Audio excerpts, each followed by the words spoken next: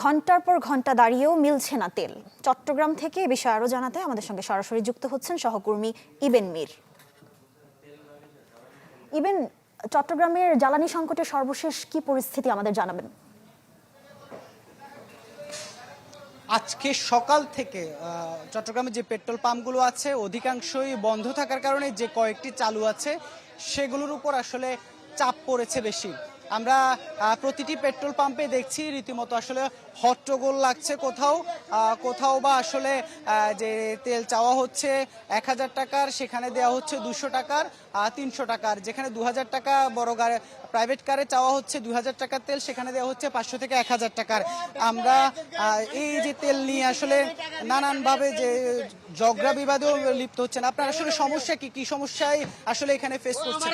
আমার আগের গাড়িটা তো তেল দিছে, ব্যাগডালা তো বোতল ভরে তেল নিছে, আর আমাকে 1000 টাকার বেশি তেল দিবেন। আমি 3 ঘন্টা রোদের মধ্যে সিরিয়াল ধরে আসছি।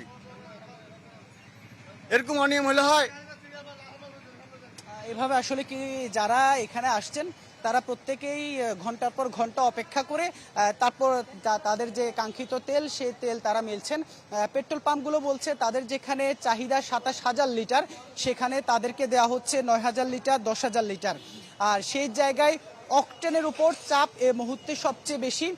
ডিজেল যে জায়গায় ডিজেলের চাপটা কিছুটা সামাল দেওয়া যাচ্ছে, কারণ যা বাইরে যেগুলো জেনারেটর সহ যেগুলো আসলে বোতলে করে বিক্রি হতো ডিজেল, সেগুলো আসলে বিক্রি না করার কারণে যে ডিজেল চালিত গাড়ি সেগুলোকে আসলে তাদের চাহিদা মতো মোটামুটি দেওয়া যাচ্ছে। তবে অকটেনের যে চাপ সেটি সবচেয়ে বেশি, যার কারণে মোটরসাইকেল রাইড শেয়ার তারা সবচেয়ে বেশি দুর্ভোগে পড়েছেন।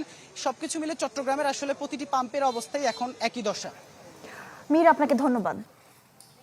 নগদ নিয়ে এলো হার না মানা হার অফার। সর্বনিম্ন 10,000 টাকা রেমিটেন্স নগদে পাঠালে থাকছে স্বর্ণের হার জেতার সুযোগ।